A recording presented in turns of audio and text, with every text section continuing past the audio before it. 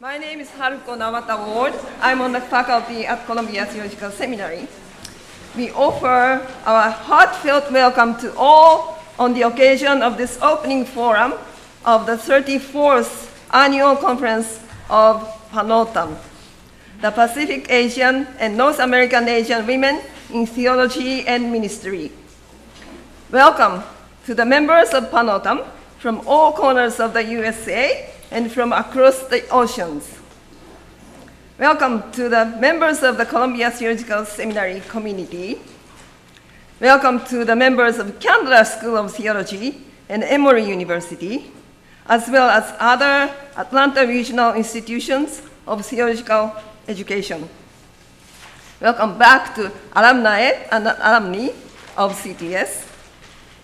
Welcome to the members of the Presbytery of Great Atlanta, Northeast Georgia Presbytery, and we have an executive presbyter here, Reverend Shuford, and Cherokee Presbytery, as well as many denominational and non-denominational churches.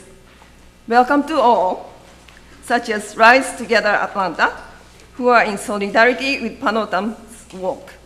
Welcome. Welcome to Columbia Theological Seminary. CTS was founded in 1828 in Lexington, Georgia, and in 1927 moved to Decatur, Georgia.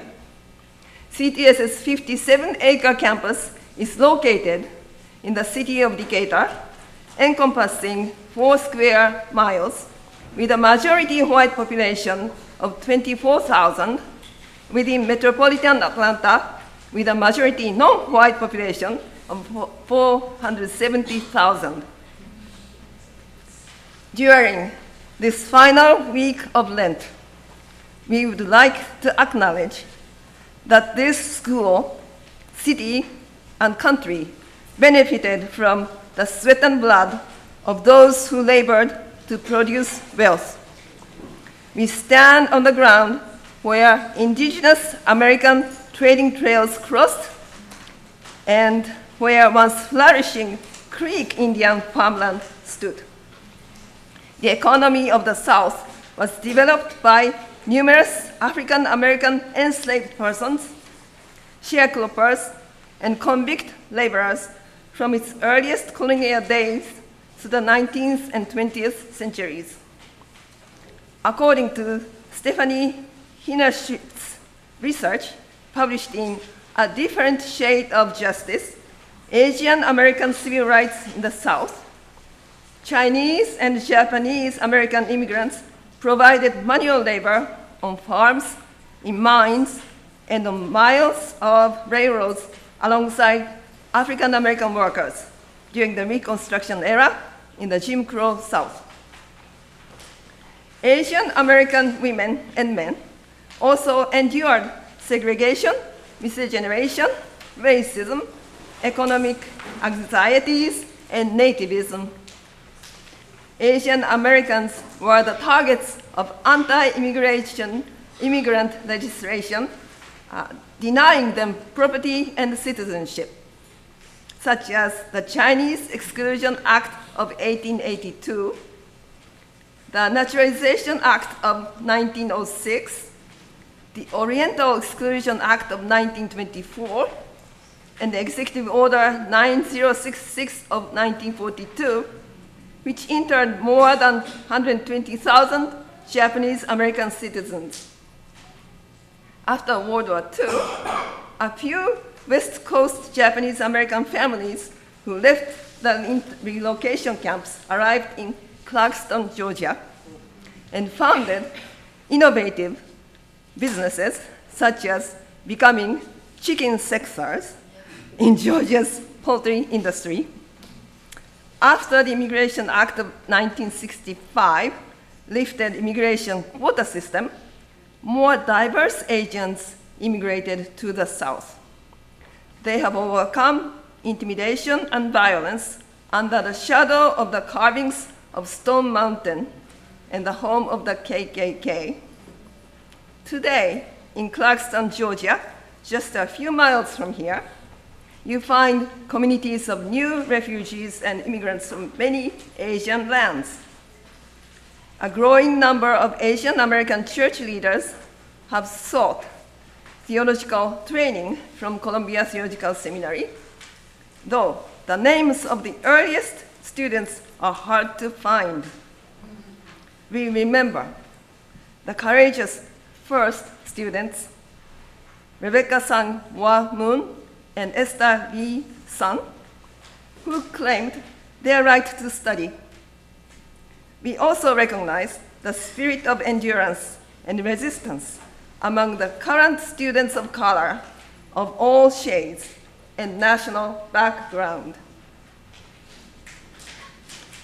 We are very grateful for Columbia Theological Seminary's hospitality and magnanimity in opening up their campus to welcome this gathering. We would like to thank the President's Council and their generous financial support. I would invite any members of the President's Council in attendance to please stand. Thank you.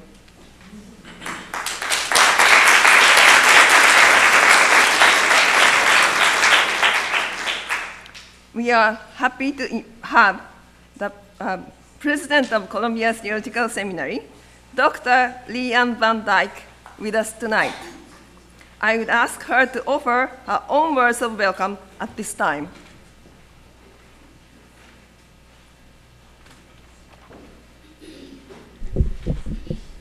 I would like to echo my colleague, Dr. Nawata Ward's welcome to you. Welcome to this remarkable conference. As I look out over the room, it is a genuine joy and delight to welcome all of you to Columbia Seminary.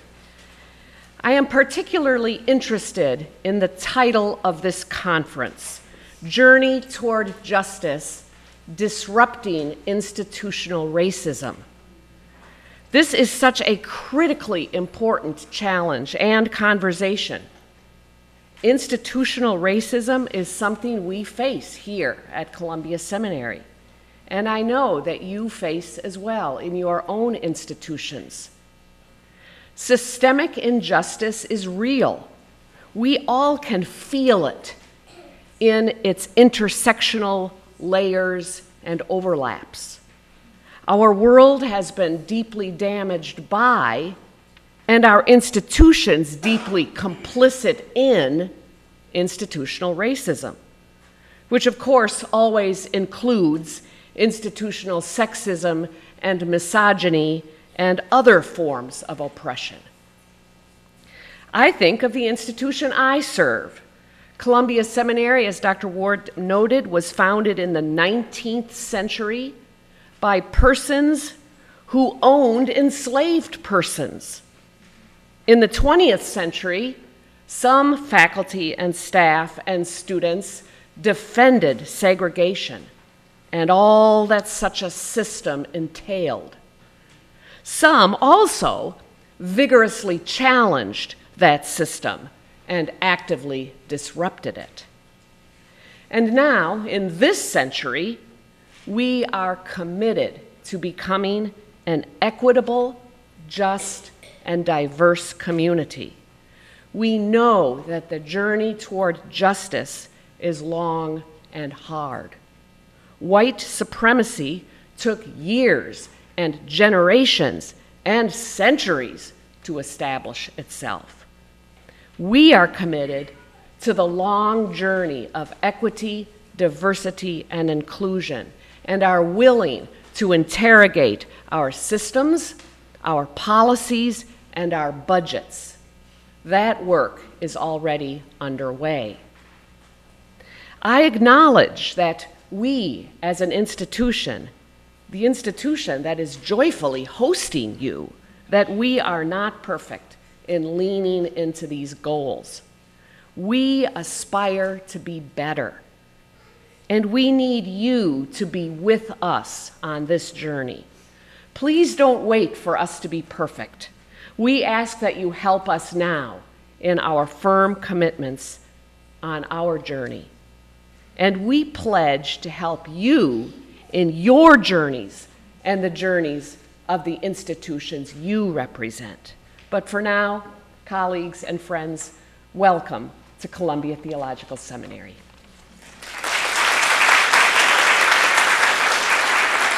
Thank you, Madam President.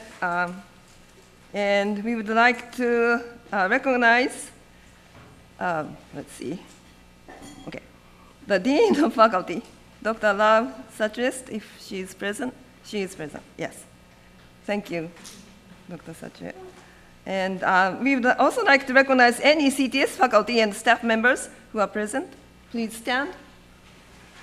Thanks for coming out. Thank you.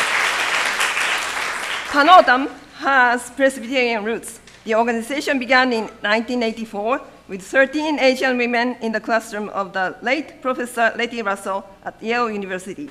She was both a theologian and minister of the Presbyterian Church. This original group from the Northeast merged with a group from the Pacific and Asian Center of Theology and Strategy from the West Coast in 1985.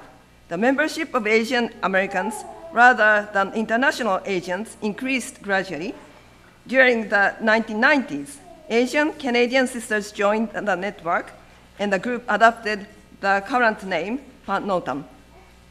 It has grown to be the largest grassroots network of such Pacific, Asian North, Asian from Asia, and Asian North American women seminarians, faculty, graduate students, clergy women, and activists. Over the years, it has held annual conferences in various locations to discuss pertinent issues and address common concerns. Past conference themes include Borders, Boundaries, Immigration, 2011, Politics of Solidarity and Women of Color in Ministry and Academy, 2014, Social Transformation in the Urban Context, 2016, When Women Lead, 2017, and Embodied Selves, Interreligious Engagements, 2018. As a volunteer organization, we rely on donations.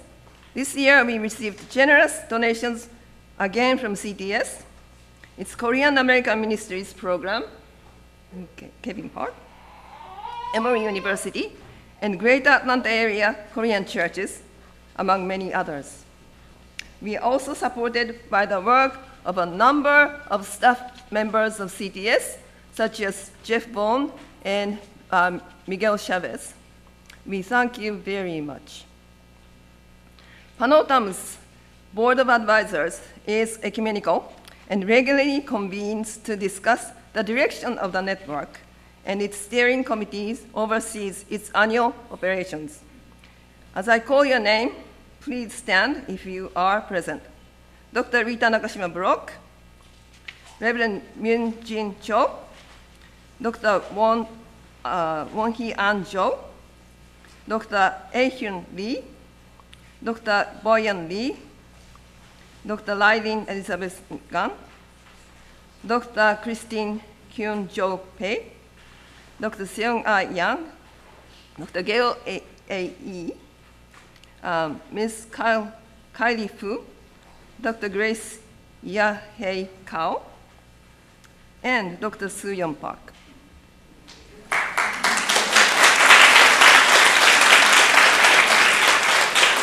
This year, many board members are located in Atlanta. These, in turn, became leaders of the local committee, which brought this conference together. Dr. Jung-Ha Kim, Dr. Nami Kim, Dr. Kok Pui-Lan from these organizations. We were also very fortunate to have other local leaders, such as Dr. Helen Kim, Dr. Christine Hong, and Reverend Laura Heifetz. And we are very grateful to have wonderful Asian American and international student leaders from Columbia Theological Seminary. Would you stand if you are here? Our students? No? They're all helping.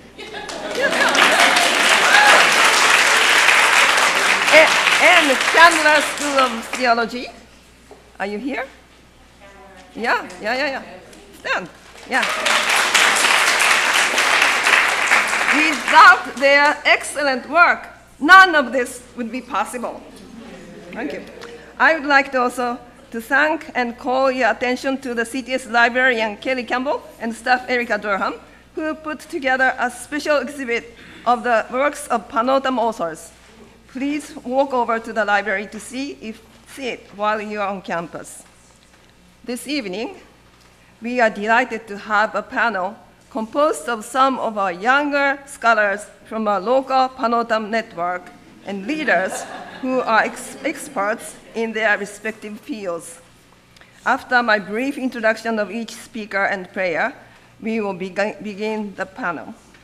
After the panel, please plan to join us for the reception. Our panel is moderated by Dr. Helen Jin Kim, Assistant Professor of American Religious History at Emory. She received her MDiv and PhD degrees from Harvard University as a William R. Hutchinson Presidential Fellow. She studies the history of American religion in global context, especially by taking a turn to the Pacific world. She is currently writing a monograph entitled Trans-Pacific Piety and Politics, Cold War South Korea and the Rise of Modern American Evangelicalism, and co-authoring another book entitled Family Sacrifices, the Worldviews and Ethics of Chinese Americans, both forthcoming from Oxford University Press. She is the first Asian American woman and faculty of Korean descent to be appointed at Candler. The panelists are my colleague, Dr. Christine Hong, Assistant Professor of Educational Ministries at Columbia Theological Seminary. Her academic interests include decolonial approaches to religious and interreligious education, Asian American spiritualities, and the spiritual and theological formation of children and adolescents among communities of color. She is a teaching elder in the Presbyterian Church USA and has spent time as both a religious educator and youth and young adult minister in New York and Southern California. Prior to joining Columbia's faculty, she was on faculty at Louisville Presbyterian Theological Seminary. She was also served at the Presbyterian Mission Agency as associate for interfaith relations. Reverend Laura Mariko Heifetz is Deputy Director for Systems and Sustainability at the National Asian Pacific American Women's Forum. She is a teaching elder in the Presbyterian Church USA and has served in leadership positions at the Presbyterian Publishing Agency, Fund for Theological Education, McCormick Theological Seminary, and in social justice advocacy. She is a fourth-generation Japanese American, right? And Jessica Vasquez Torres is a proven leader with 20 years experience in anti-racism, anti-oppression, and cultural competency workshop development and facilitation. Jessica is deeply committed to addressing social structures and cultural dynamics that marginalize and minoritized communities and limit their access to resources. Jessica, a 1.5 generation ESL queer Latina of Puerto Rican descent, holds a bachelor's degree in criminal justice from the University of Central Florida, a Master of Divinity from Christian Theological Seminary, and a Master of Theological Studies from the Candler School of Theology at Emory. Tonight, I have invited my special colleague and friend, a respected humanist ethicist, Dr. Marcia Riggs, J. Erskine Love Professor of Christian Ethics, and CTS Ombudsperson, to invoke the presence of the holy as we celebrate the meeting of our bodies, minds, spirits, and souls of PANAAWTM and CTS tonight. Dr. Riggs.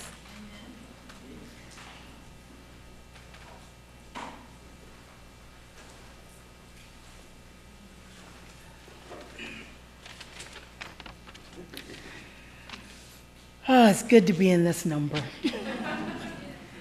Let us pray. Gracious, loving, just God, we give you thanks for this gathering of PANAAWTM here at Columbia Seminary, for the way that you have protected them, keeping them safe as they traveled from nearby or far away. We give you thanks for this communion of women and pray that this will be a space of healing and restoration for everyone here who knows Hagar's experience of wilderness and surrogacy, for everyone here who knows Ruth's experience of ethnic alienation in the midst of providing a way for one of her despisers, for everyone here who identifies with Vashti, who protests patriarchal privilege and is then rendered a footnote rather than seen as an instigator of female courage. Gracious, loving, just God, we pray for an outpouring of the Holy Spirit upon this communion of women. Send the Holy Spirit to make sacred this meeting of hearts and minds. Send the Holy Spirit to enliven them individually and collectively. Send the Holy Spirit to empower them for ministries beyond this place. Gracious, loving, just God, the women gathered here, like Mary Magdalene, have been to the tomb, encountered Jesus, been called by their first names. So bless this moment of their ingathering and abide with them as they continue to bear witness to the life, death, and resurrection of Jesus daily for the sake of a gospel of liberation and justice. Gracious, loving, just God, receive us and our prayer. Amen. Amen. Thank you so much for that beautiful prayer. Well, good evening, everybody. Good evening. Welcome, PANAAWTM. For whom is it their first time here in Atlanta? Oh, wonderful. Okay, well, welcome to Atlanta, also known as Hotlanta. I'm so excited for this evening panel. Thank you so much for all the warm introductions, the prayer, the welcome. Thanks especially to Columbia Theological Seminary for hosting us this evening. And thank you so much to the panelists this evening who will be speaking for us. And we've asked our panelists especially to reflect on what it means to journey toward justice, with a focus on disrupting institutional racism. And they will be speaking each from their areas of expertise in higher education, nonprofit, and advocacy work. So we will go in the order of Christine Hong, and then Laura Heifetz, and then Jessica Vasquez-Torres. Then we will pause for a moment to actually have some discussion amongst ourselves, and then I will open it up for Q&A, and we will end at 8 o'clock so that you all can enjoy the reception outside. Great. Okay, without further ado, I will turn it over to Christine Hong. So in the 10 minutes that I have, I want to talk about 3 points. The first is how I understand institutional racism to look like. And then second, what happens when the institution fails us. I want to describe what's going on. And then third, the complexity of resistance. So first, this is a little bit of how I understand institutional racism. I was trying to think about an analogy. And the one that I was thinking about is like a complicated tree root system. So some trees in the forest are older, some are taller and sturdier than others. The trees may be of different species, and they appear that they're unrelated, perhaps. But if you look underground at the system of roots, it's almost impossible for us to differentiate where one tree begins and another ends. They're so tangled. And though some roots might be in competition with one another for resources, overall, the roots of these young and old trees, strong and weak trees, reach out to one another and support each other in stabilizing the entire forest floor. The roots of institutional racism, particularly in North America, permeate all the institutions which form us. So from governments that document us or not document us, to hospitals where we're born and immediately coded into genders and race, at churches where we're handed predetermined moral codes, at nursery schools where we become targets of bias and discrimination before we can even talk back, to theological education, where we learn to theologize and internalize all of our own oppressions, then reinscribe it onto a new generation and call everything vocation. Racism must be uprooted, even if it means institutions themselves must be leveled in the process. Not everything is worth saving. Uprooting institutional racism requires that we think beyond one problematic institution, however. It's not just about one place, it's about that network of trees. It's more insidious than just one place. In our work to uproot racism, we have to zoom out and excavate further than what we find in one location. So some of what we can do is ask questions like, what else is this institution connected to? Which other institutions give this institution life? Which other institutions support this one and need it to survive? This interconnected reality of institutional racism does not exonerate or thin out the heavy responsibility of each individual institution's racism, but it does help those of us who advocate within it see the larger pattern of systemic injustice that's constantly at play. Just as institutional racism is structural and systemic, its eradication must also be structural and systemic. So I want to talk a little bit about what's happening when an institution fails us. So the institution, because it is an entity that's built to be racist in the way that it functions, cannot disrupt or dismantle racism on its own. It can't become what it was never built to be in the first place. Because institutions resist being held accountable to the most minoritized through its policies and procedures, what it does is it begins to task insiders. These are usually people of color who are coded as possessing many gifts, right? Either in official or unofficial capacity, to fix it. Fixing it can look like anything from creating or sustaining anti-racist programs for an institution to providing support for minoritized people and their communities. But when people of color fail at fixing it, they're scapegoated, and through the existing policies and procedures that predate anyone in the institution, which are then created to measure their labor, or in other cases deliberately do not measure their anti-racist labor, they are dismissed. So in reality, this is another layer to it though. In reality, people of color who work for an institution cannot be fully effective in advocating for anti-racism because they too are bound up by those very same systems and structures of their place of employment. Basically, they're complicit. Right? So even people of color who are pushing against an institution, if they're embedded within it, if they take a paycheck from it, there's complicity involved. So their place is ultimately at the end of the day to serve the institution's best interest, which is beyond one person, right?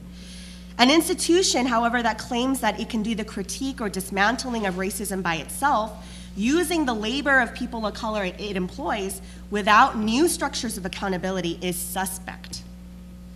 Institutions, particularly theological institutions committed to a set of moral values around justice, will try to undo those long histories and impacts of racism in their midst through various processes that will sound familiar to us. Listening to constituencies through town halls or surveys or listening sessions. But when they try and fail to do anything of substance with the information it gathers, or when key information is not shared with the institution by constituencies, the institution then lashes out at those solicited for being uncooperative. Sort of a look what you made me do situation. This is a pattern consistent with the civility and incivility discourse of coloniality. So Deepa Iyer, who I often use in the classroom, who's a racial justice activist, talks about that one place or one person can't do all of the roles, right, in undoing systemic racism. So to expand on Iyer's model, we have to think about institutions as well, like people, cannot do these things by themselves. They need a network, but they also have a place. We can't just move to demonizing institutions and saying it's all bad. Some of them might be, but most of the time, they can actually be co-conspirators in trying to undo some of this with us. I want to talk briefly on the complexity of resisting racism and how it works in institutions.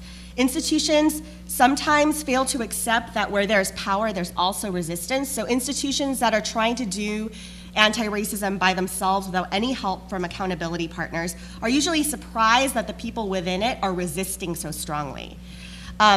But also the people who are resisting strongly are surprised that there are different types of resistances that crop up.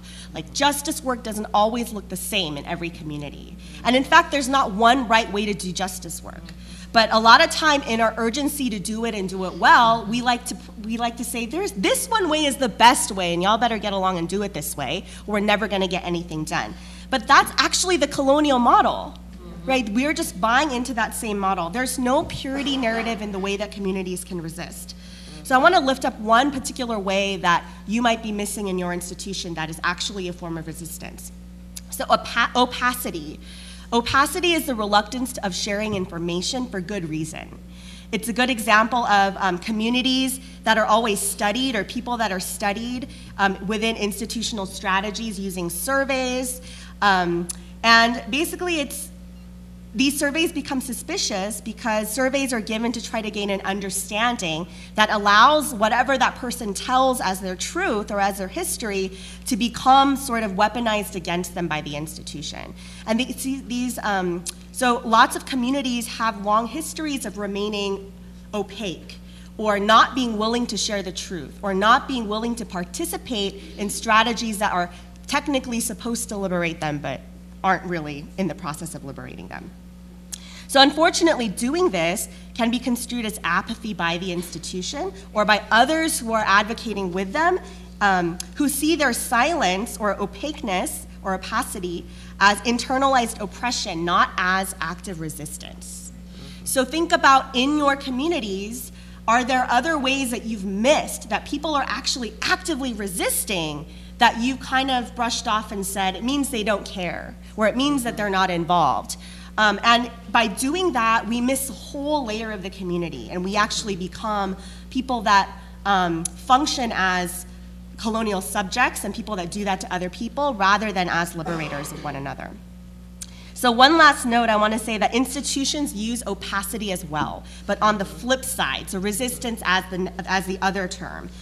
Institutions actually use opacity to weaponizes opacity against minoritized people.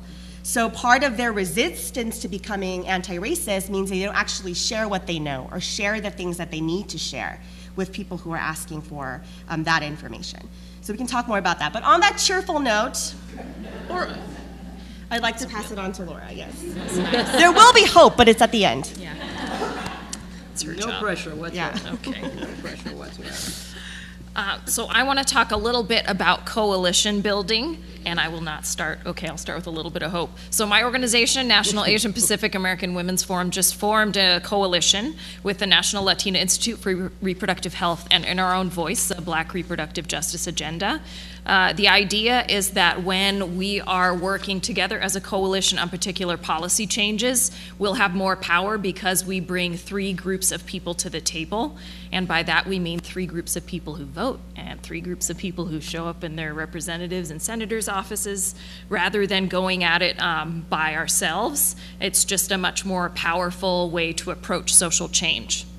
So I want to talk a little bit about who benefits people of color when we do not work in coalition. So there is a formula, most of us will recognize aspects of it, to prevent coalition building. Particularly within the Asian American community, you may know that we in Asia do not all get along.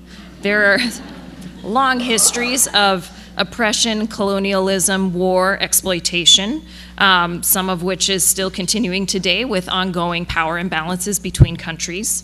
There is also a pre-1965 group of people. My family came pre-1965, and there is a post-1965 group of people. And our senses of history and identity can come out very differently based on when our families came and how our families came, whether it was through trafficking, whether it was as refugees, people who were pushed out and did not want to leave, people who left to become laborers, and then people who came, particularly post-65, as professionals, came as professors, came as doctors to serve in rural areas. There's a lot of the South that can be grateful for that.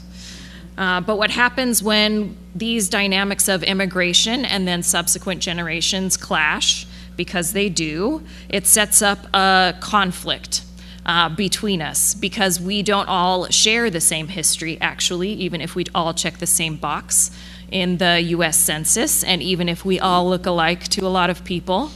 We are actually, as it turns out, not all that alike. And the reality of immigration is that we're all coming from places where there's a myth that the US is benevolent. There's a myth that the countries we come from were sovereign and had choices and existed independently from the US empire and were untouched by neocolonialism, and that we come of our own free will. And there's also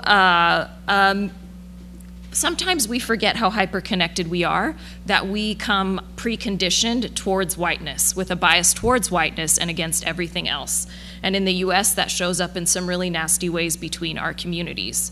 And it also happens that we come not with any malice in particular, but that the reality of immigration, if you're not a professional, if you don't have a green card, if you did not have a family member bring you over so that you have permanent residency or citizenship, is that we have to prove whiteness to stay. It's an ugly reality. And so who benefits when this gets set up? So white supremacy and institutionalized racism. And so whenever we who fall into these traps and do not do some of our homework, because I don't know if you've noticed this, but the US educational system is not really set up to teach us about our own people and about our own histories and about other people's people. We know a lot about white people, but wouldn't it be nice to know a little bit more about each other? And so coming in here assuming that we ourselves are maybe the first ones without doing a little bit of research or a little bit of homework, and finding out that actually we have been working in coalition for centuries, and that we have been working against white supremacy and against white institutionalized racism for a long time, then we think sometimes we just come in fresh and we're going to fix it all. So please do not fall into that trap. Do that research. There are so many resources out there for us, because these coalitions, like the coalition that my work is currently engaged in, these coalitions exist everywhere, and that gives us so much more power together. So regardless of whether you're in social justice work or if you're in an institution and you have a sense of, gosh, maybe there's some institutionalized racism and I could really use some backup, maybe look around at the people who are in your institution with you, but also reach out to those who are in other institutions, because chances are you might have some best practices you could share or some pitfalls you've discovered that you can share with each other. We are also preconditioned to say that there are some models that work of justice, and then there are other models that are not valid. So I don't know if you've noticed, but sometimes when you come from a lot of different backgrounds, you're going to think different things, and then you're going to assume that maybe, oh, my model is better than yours because I've never seen yours work. And it turns out that we have a tendency to tell what we would call maybe a meta-narrative. We have a meta-narrative in the United States about what works, and it's the nonviolence meta-narrative, right? So we will say that that's the one that works, and any other way is wrong. That is incorrect. If you ever look at the history of the United States, there are a lot of ways to resist. And I have also noticed, too, that in this work in coalitions, look for the quiet people, because they're usually the ones getting the most done. Sometimes our activism and our work can look very performative. Sometimes we're doing it a little bit more for Twitter rather than living it out. And so being able to go into those places and think, this is our long haul. This is gonna take a long time, and we're just gonna stick it out. Because no matter how sticky and uncomfortable it gets between people of color, we will always need each other. And just think about it less in terms of your group winning or my group winning, but about collective liberation, even when it sucks in the process. Give us a little hope. So this would be about 8 minutes of not hope and about 2 minutes of hope.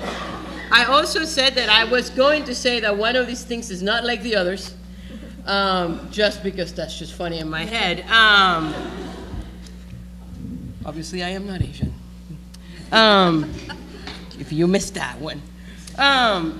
So I tend to be an applied thinker, so I am going to think about this theme of this panel through the lens of theological education and the church, because we might as well meddle a little bit.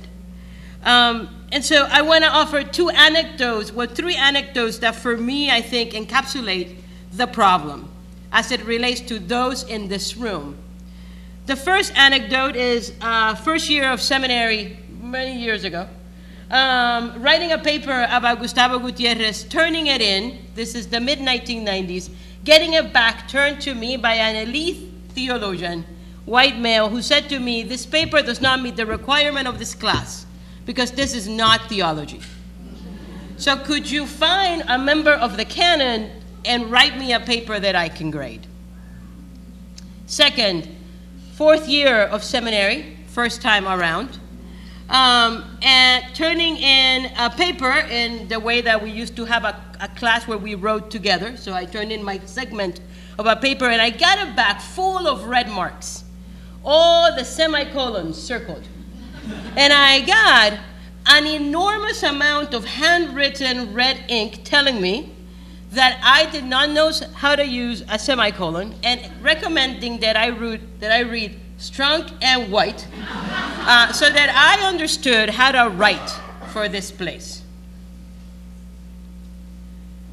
Fast forward a number of years to working in the church, and at a height of, not at the height of what could have been predicted, the decline of American Protestantism, which is in fact an anomaly to begin with, but being in a conversation where I was told, we really believe in ending racism, but by the way, we have run out of money. And so could you cut $100,000 for the budget by tomorrow morning? Because we have to focus on church growth. Part of the problem, I think, and part of what stands on the journey to hope is that we are so invested and have developed entire careers promoting a kind of logic of white supremacy.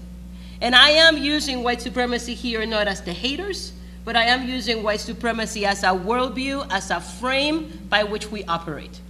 And when I think about both religious academy and theological education, and I think about the church, they are places where I see this logic at work today.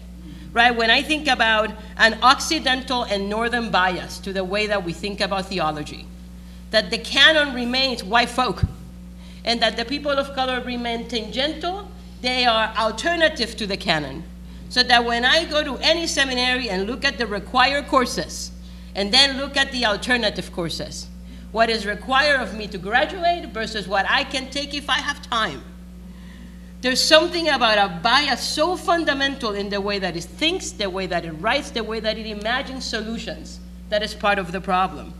And so when I think about that, I am thinking about Edward Said, and I am thinking about Andrea Smith in the ways that they think about those logics of white supremacy, Orientalism, capitalism, colonialism, and the kinds of strategies that it basically excuses, right? A colonial mind frame to mission, so that we keep going as givers and senders to people that we presume have nothing.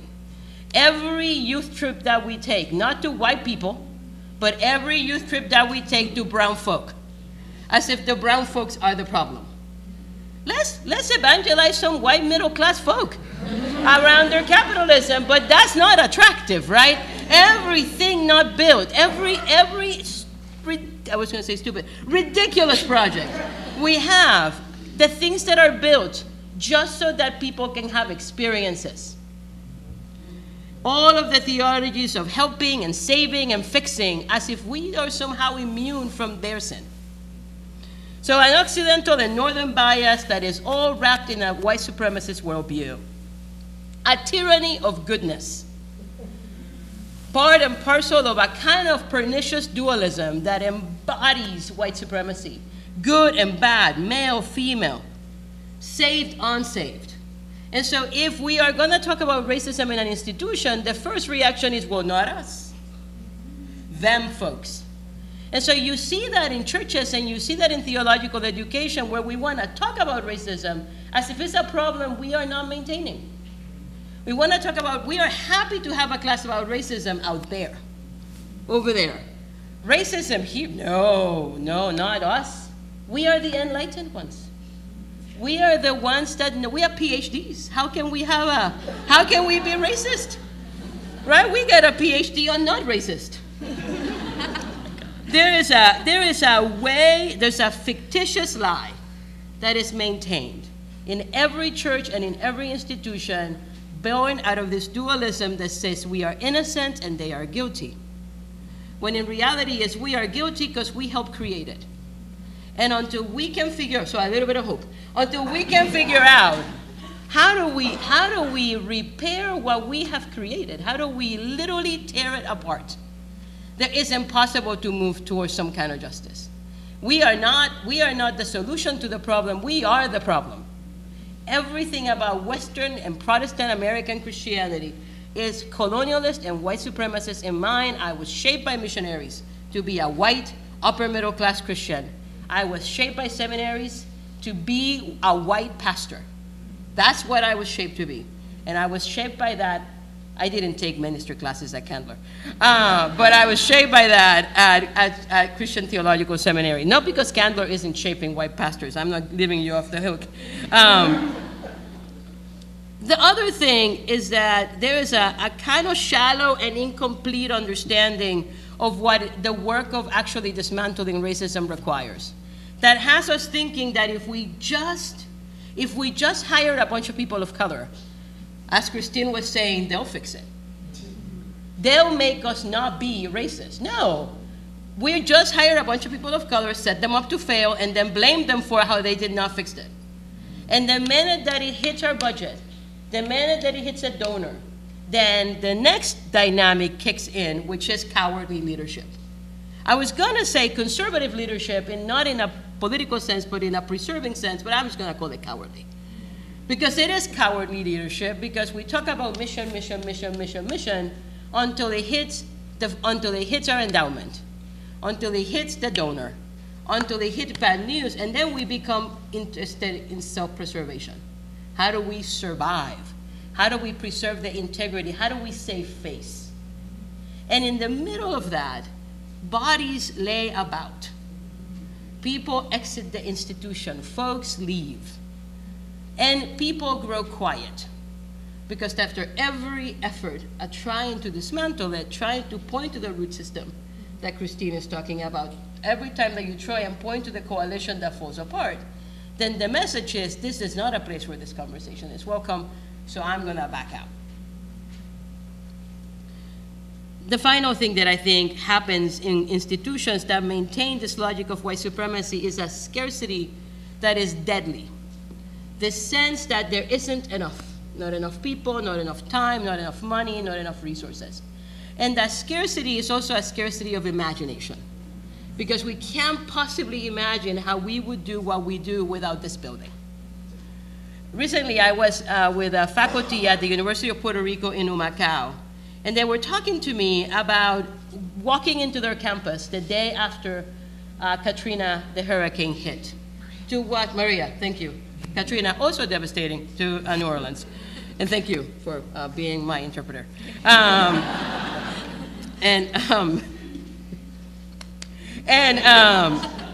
as Hurricane Maria, as they walked into a campus utterly decimated, this is what, it's gonna be 3 minutes. This is what, just so you know.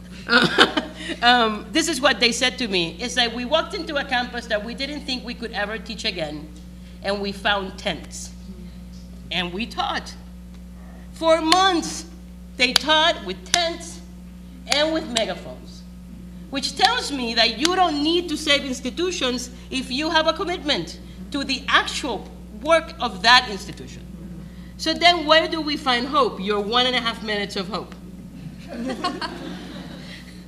The first thing that you need, and I think the thing that gives me hope, I don't know what gives you hope, so I'll tell you what it gives me hope. What gives me hope is that religious communities and religious institutions remain the few places where moral agency continues to be cultivated in this country. It's not schools, it's not clubs, it's not whatever it is that you lift weights with. It's not Orange Theory, it's not soul biking, it's the church and it's the religious academy. Failure to live into that is failure to actually live into what it is that we are called to be. Second, as a Christian, I was baptized. And part of the baptism is that claim that we have to do something. It's not baptized so that I can be saved. It's that I'm baptized so that I can fight evil, so that I can exorcise the demon that is racism in any place. The last thing, death is a beginning. There's nothing like hanging out with a bunch of Christians so concerned about death, as if ours is not a tradition built on the idea that death is a beginning. So what does it mean to be people of resurrection in the midst of this? I think it's the place of hope. Do we have the courage to do it? I think remains the question. Thank you. All right.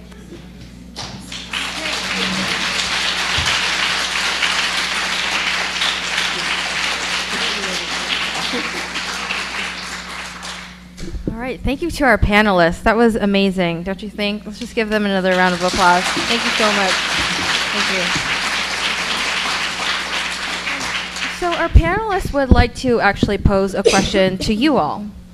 And we will turn to our neighbor and have about a 10-minute discussion of a question that they've developed together.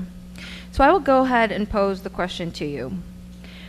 How might your work build on an active commitment to interracial solidarity instead of a commitment to the structures of whiteness? And this question definitely resonates with everything that these three panelists have said this evening. I'd like to have you all turn to your neighbor and discuss it. So let me repeat the question one more time. Okay, how might your work build on an active commitment to interracial solidarity? And I think that this really resonated with all the discussions about cross-coalition building and how, not to fall into this narrative purity narratives, and how to actively think about white supremacy not just as one person, but a worldview, right, that can be dismantled through active coalition building. So what does a commitment to interracial solidarity look like in your context, instead of a commitment to the structures of whiteness? Okay, how might your work build on an active commitment to interracial solidarity instead of a commitment to structures of whiteness? So I will give us about 10 minutes, turn to your neighbor, we will talk about it, and then I will turn the floor over to you all for a Q&A. Great, okay, thanks so much. That was great. That was awesome. That was really good.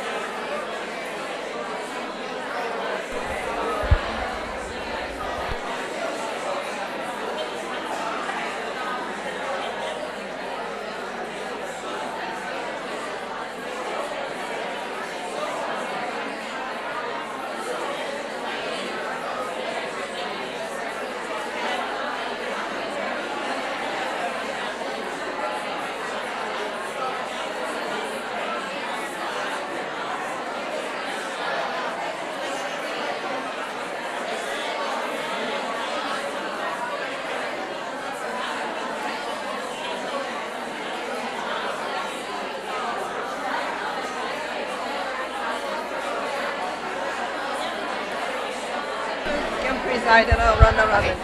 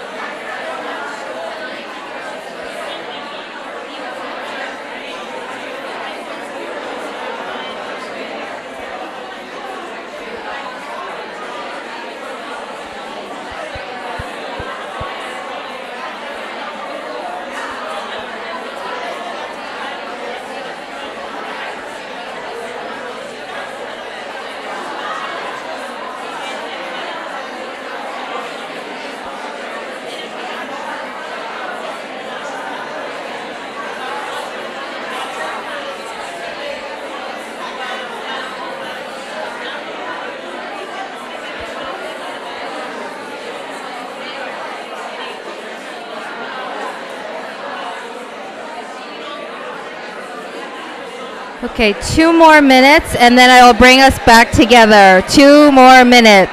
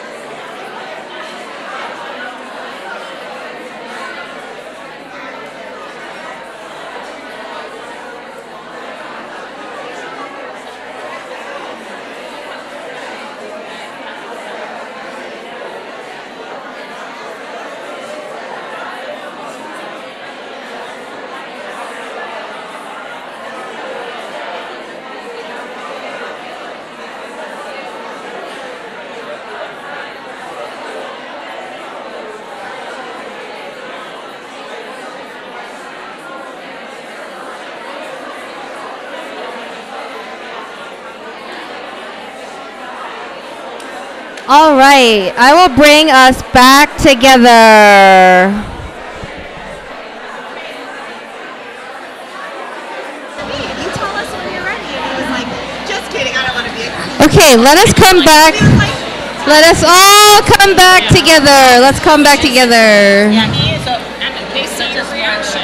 He is too smart. Let us all come back together to have a group discussion. Let us all come back together. Let us all come back together. like as his peers on her mail. Yeah. So he's trying to sort out what it is me. Yeah. That's so sweet.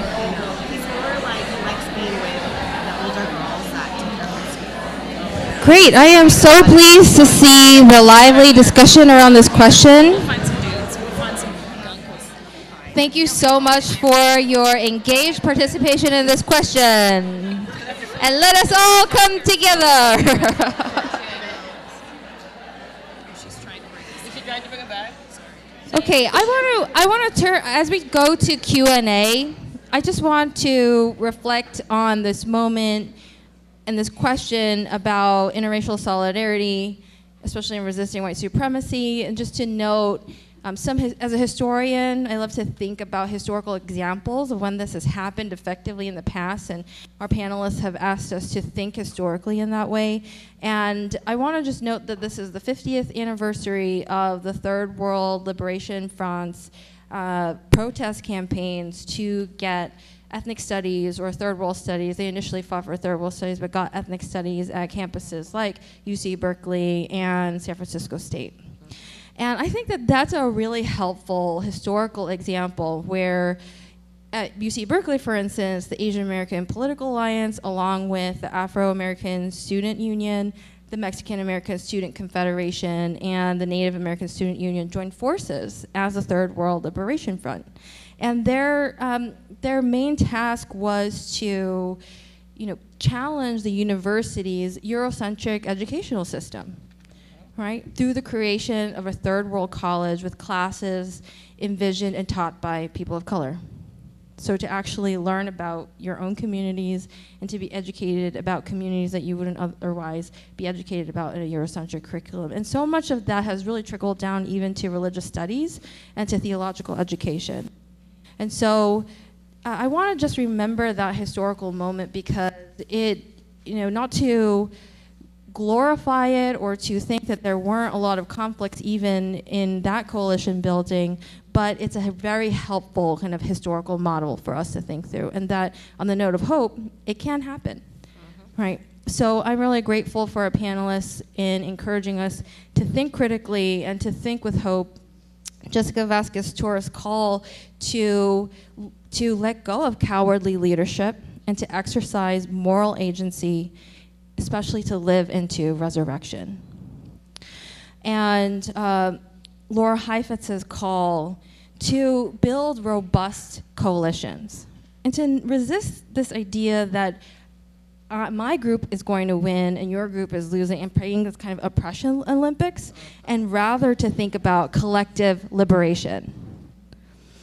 And Christine Hong's call for us to resist these kinds of purity narratives when we think about what activism and resistance looks like. Your silence somehow means that you're not active.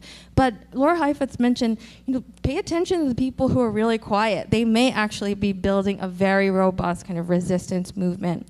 So resisting those in order to uproot the very roots, the deep roots, the networks of white supremacy that are just embedded into not just one institution, but multiple institutions, and is so endemic actually to the way this country functions. Great, so on that note, I'm happy to have us make comments from your discussion, comments to what's been presented by the panelists, as well as any questions that you have directed toward them. Great, okay, and I think we have a microphone in the back that's going to be passed around, so who would like to make the first comment or question? Pose the first question.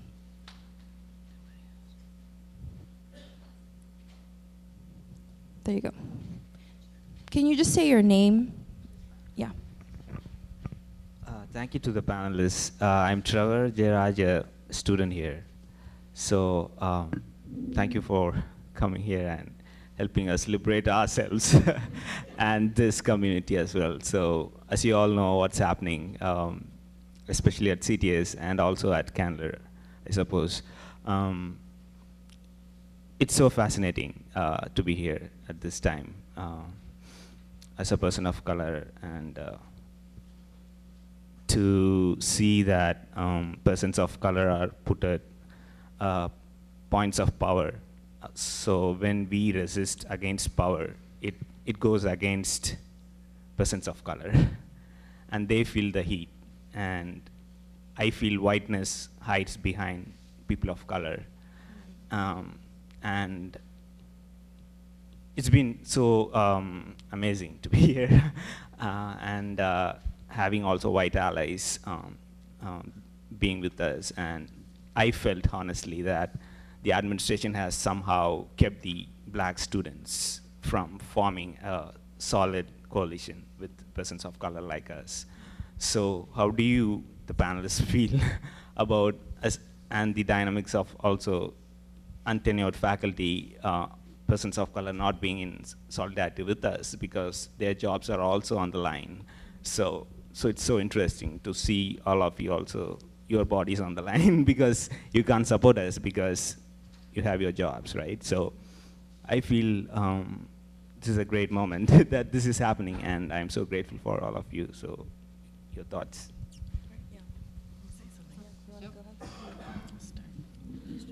I don't mean this to be rude, but this place is not that special in that way that you have just described. This happens everywhere. If you notice, particularly in secular organizations or companies, usually the human resources people, by the way, are meant to, I do HR, are meant to protect the organization, and oftentimes they're women of color who fill those roles. That what happens, the way that white supremacy works, is that because we all need institutions to survive, we work within the institutions that exist, and then oftentimes we fall into a system where our role requires something of us. So I know that the politics of representation are really important. Like, it's amazing to see someone who looks like you, who is in a position of power, but that can mean almost nothing because every person who comes into a role is playing the role. Yeah, I was really struck by this language that whiteness hides behind people of color. So it makes me think about dancing, right? That I think that what happens with white supremacy is that we are in this sort of incredibly deadly dance. And is a dance in which we have been conditioned to participate, right? It's not a dance that I want to dance. It's a dance that is killing me, but it's a dance that I'm supposed to dance and I don't know how to not dance. Whether I'm a person of color or I am a white person, I've been conditioned, particularly, it's something that as a person who moved to the United States from another context, took me a while to understand that. It took me becoming conditioned to dancing to figure that out. And it took me realizing that part of the colonial project, even if I didn't understand that to be racial, had already preconditioned me, as Laura said, to enter into a particular narrative. And so we just dance. Now, when you combine the social conditioning of white folk and the social conditioning of people of color, right, and all of their complexity, and then you throw them in an institution together, wrapped up in survival and scarcity, on face saving, on self-preservation, what you end up with, and then you throw power in there, power differentials. Junior faculty members with tenure faculty members, right? Adjunct professors with administrators that actually don't have lots of power. Custodial staff and folks that work in cafeterias alongside with long-term, white, often female employees. Right? When you put that little powder keg together, what happens is that when something happens that provides us an opportunity, be it in my institution, what it meant, like how we experienced it in my tiny little nonprofit, the thing that created a break, for example, was hiring a woman of color to be its executive director. And that the dynamic that then evolves from there, it's about protectionism and self-preservation. And that is at the institutional level and at the individual level. So that, I think about things that happen in other places where a denomination might be falling apart. And maybe it'll impact the money that that seminary is gonna get. So suddenly I'm thinking, if I'm a tenure faculty member, well, maybe they'll declare financial exigency. Do I really wanna? Am I really going to? Right, so that I think part of what happens in every institution that I know of is that the dancing, the deadly dancing, it's so driven by a particular logic of white supremacy, of scarcity, of self-preservation, that we think we are actually responding appropriately. We think that what we're doing is good. And then when we realize its impact, we think that apologies are sufficient. When what you don't realize is that there's been rupture and breakage and brokenness that requires way deeper reparation, but the institution is not set up for that. It's not set up for that. It's set up for protection.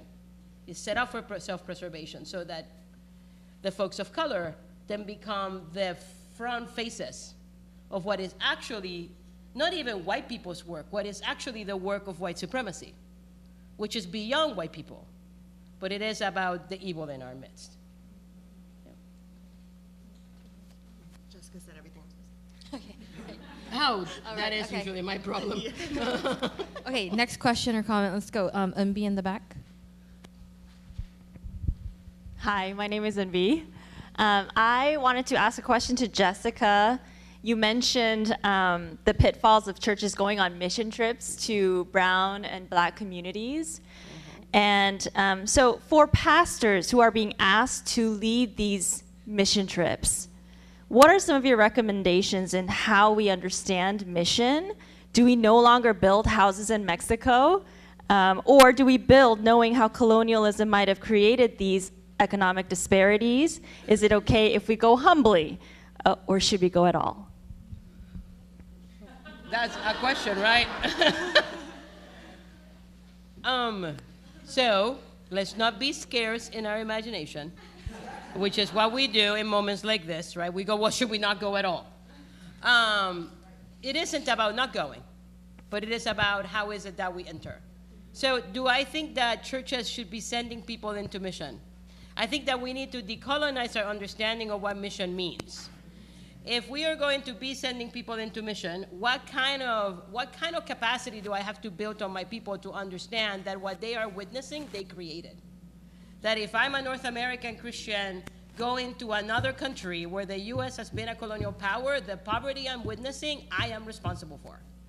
My bank account is responsible for it. My corporate investments are responsible for it. It's the first thing. I think the second thing is to begin to take apart this idea that we help and we save and we fix, right? Which is our capitalist way of appeasing our conscience, right? Because really, just send the money. If it's about being capitalist, just give them the money and they know what to do. They don't need us to build stuff. The third thing I think is that there's gotta be, no, I mean seriously, they will build it better than we could ever. No high school. I literally was once in a trip where every night the people from the community took apart what was built during the day, built it correctly, and they did that every day for 7 days. Yes. I mean, seriously, just give them the $50,000. They would build it cheaper, 5 times what we built. Anyway, I think that the last thing I'll say, and Christine, I think from a religious education perspective, I'd be interesting to see how you would respond to that. I think the other piece I would say about it is that there is something about what it is that we are perceiving ourselves. What is it about our identity that is wanting us to go there? Right? Because it's often about going to some other place, which we have projected all manner of story onto. So what is it that's really driving this? Is it really about solidarity, or is this really about making myself feel better, making ourselves feel better? But how would you talk about that from a decolonial religious Sure. I think one of the dangers of short-term mission trips is that it becomes like an individual enterprise. So the institution, the sending institution, whether it's a church or a school, sees itself as the individual that is the bringer of change, or can save these people, or fix this wrong. And I think that framework, you see how that works against communalism. It works against how many people in this world think of themselves as connected. It's very disconnected, actually. And it's actually theologically incorrect, right? So if we're connected as the body of Christ, then how do you say, I'm the body of Christ, I don't know what you are, but this is what I've brought you. So I do think another layer to that as a religious educator that I see is that a lot of churches that tend to do this tend to be churches of color. So in North American communities that go to other countries to do some of this real colonial Christian work. So part of what we have to think about is how have we as people of color internalized American exceptionalism into our theology and into the frameworks of how we think about who is Jesus or who is the church. So that's maybe I would agree with Jessica. I mean, personally, as someone who's ceased to lead trips like this, just out of practice. I just don't see a good reason to do it in my personal practice, but still see churches that actively say it helps our churches grow, it helps our youth or our children flourish in their spirituality.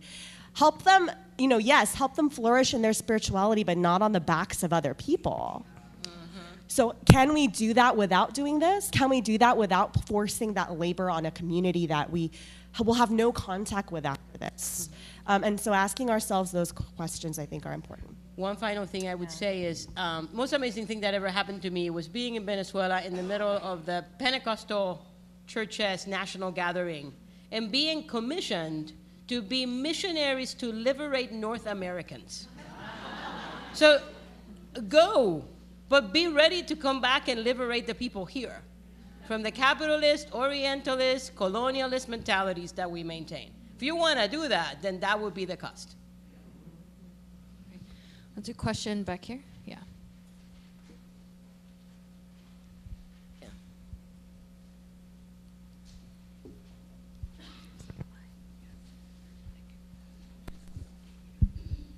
Hi, I'm Iris, and I wanted to harp back on the question that was posed to everyone here. How does my work demonstrate my active commitment to interracial solidarity? And I'm getting back to this question because I don't have a good answer for myself. I'm a PhD student at Union Theological Seminary. I study Reformation. I read white guys, and often I do feel like I'm betraying my own identity as an Asian American woman and daughter of immigrant parents. So this is something that I just don't have an answer to, and I'm just trying really hard to find. So how did you arrive at places where you feel like you're committing to the greater cause?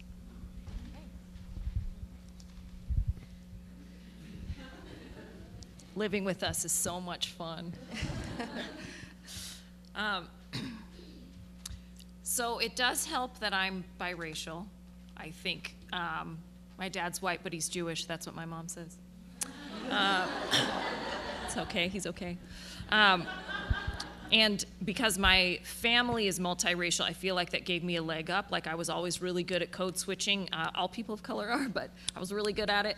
But I think what happened is because I grew up in really white areas, but the folks who were there, it was like some African Americans and some Native Americans. I live next to a reservation. And then like some Asian Americans, split between refugees and then people who are like me, biracial kids whose families have been here forever. I realized that by the time we got to college, all we had was each other. And because it was such a small, I think at that time where I went, it was only 14% people of color. And so we all hung together and like took classes together, and the work was very coalition oriented just because there weren't that many of us. And then when I moved to New York and started doing work with the World Conference Against Racism, and I saw people split into these different groups, I was so confused. But it was just because there were more people available, and when you have your own group of people and there's a sizable population, I can see how you could end up doing that. But I think it was really like my default and my parents sitting us down and explaining like, we're not gonna send a Christmas letter because not everyone that we love is Christian, so we're gonna send a different kind of letter. Always being aware that there's difference, but that we don't have to do this. We can be considerate of each other and then decide that we're gonna work together. So I think that in the work, like in the academy, when you kind of have to do, so I think about like what Spivak talks about, where when you're in the post-colonial discourse with the colonizer, you have to remain in the discourse to be effectively resist it, right? So it's sort of like you have to be savvy enough to know, you almost have to know two different canons. And I think you're right, like that thing in you that's saying, I need to do more than just read, I don't know what your field is, but like in my field it would be like Schleiermacher, right? You need to do more than read Schleiermacher.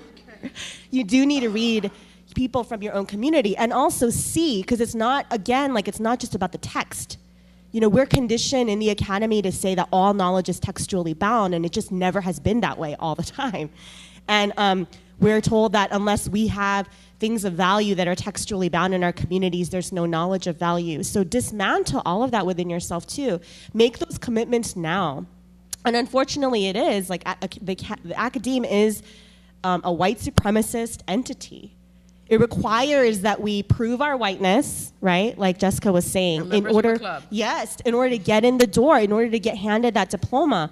But in the ways that you can, actively resist it. You know, push forward the voices of your own people, the things that they've created, to resist, but also to be of themselves. Sometimes we also think that the voices, the theologians, the people that look like us, that create within those white spaces, everything we have to say is just about like how we're not white or how we're fighting whiteness. But we can have a rich, flourishing conversation that's not about whiteness at all.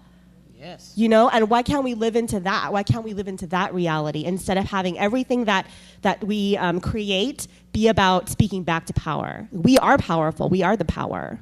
Why can't we have things that are just about us and it's good enough, right? So I think that part of it is, yes, having to be able to code switch and being able to do both. But as you go along, don't be afraid to push more into, like push back. Don't be afraid to do it. And I think the reason why PANAAWTM is so powerful is that there are those of us here that have done that for generations and are trying to pave a way so that it's possible into the future for other people to continue to do that as well. Mm-hmm. I'm constantly creating syllabus or syllabi without any white voices in it, in core classes too. And you know, sometimes people are like, how can you do that? It's really easy, actually. Because you know, writing for generations. Yeah, it's not hard, you know. So, like, when you have enough power to be able to leverage things like that, like live into that, like ferociousness, like visibilize the things that have been intentionally invisibilized. I would say don't leave your program. That's not what I mean. Yeah. Although maybe leave your program. I don't know. I talked somebody out of a job the other day. What I mean is leave the space. Leave the space and invest yourself elsewhere. That I think that what happens in the academy is that it sucks you up and it tells you that your only value is this writing, this regurgitation. Leave it. Go to places where people are actually imagining and recreating. Join movements. Fight for things that matter. Trust me. Reform theology, whatever. I mean, really, it doesn't matter. I mean, come on. All kinds of people doing it in lived ways. Go find those people. Go study them, and then bring them to that canon, and challenge the crap out of it, so that it's clearly communicated that the canon, unless it's truly alive and embodied in people, is just dead white men's words, and increasingly white women living words. Right, that there is way more stuff happening in the world where people are actually doing stuff. Go find the theology there and study that theology and bring that back in and push it back in. Wow, thank you. We are exactly at 8 o'clock, and it is time for us to close. And what a powerful panel. Can we just give them a round of applause? Yeah, really amazing. Really, really amazing. And I do think that the life and work of our three panelists here really it is a response to this very question, because there is so many ways in which all three panelists have really committed themselves to build interracial coalitions, means of forging solidarities, and have committed themselves to not commit to structures of whiteness. And I think PANAAWTM is also a very good example, as Dr. Hong pointed out. I mean, the life and work of the women here, and especially the forerunners, you know, Dr. Kwok, Dr. Kim. And so I think that their life and work is also a very good example of how we might answer this question in terms of our actual lives, but also in terms of our intellectual work and in terms of just imagining a greater vision. So with that, I'm really excited to open up this conference at PANAAWTM, and thank you so much for attending, and we have an amazing reception outside, so welcome. Okay, and Dr. Kwok, I think, wants to just come up and say something really quickly. Okay. My name is Kwok Hui Lan. I am one of the faculty advisors. On behalf of PANAAWTM, I want to thank the Columbia Theological Seminary community. Without the support of the administration, the staff, faculty, and students, the 34th conference of PANAAWTM would not be possible. I am very grateful to President Van Dyke for your very gracious and warm welcome. And I thank the colleagues and students of Columbia Theological Seminary who are with us tonight.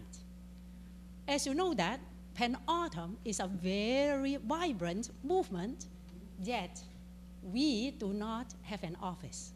We do not have one single staff. How do we do our work? We do our work by partnering with other agencies and also to form coalition. And so I am very glad to let you know that this year we have partnered with the Forum for Theological Exploration, and they have provided funding for scholars, bringing some of the students here to nurture the next generation of academic leaders who are Asian and Asian American.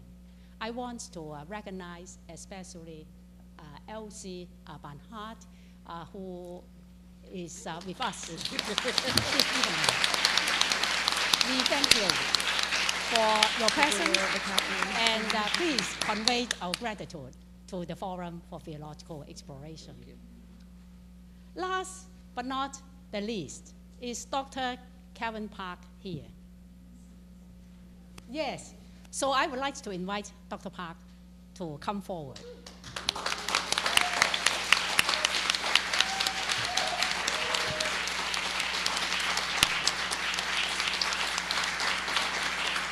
Dr. Park is the Associate Dean of Advanced Studies here at the seminary, and also the Interim Director of Korean American Studies. In those roles, Dr. Park has supported PANAAWTM for many years. We are very grateful for your support and for your partnership through all these years.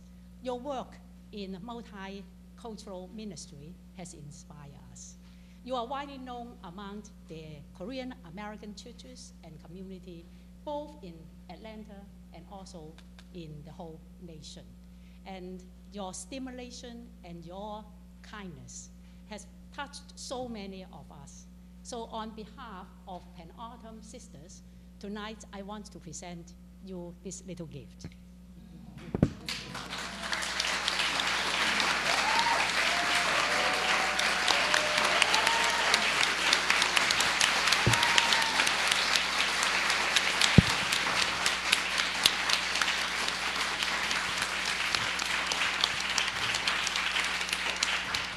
Okay, let's go to the reception.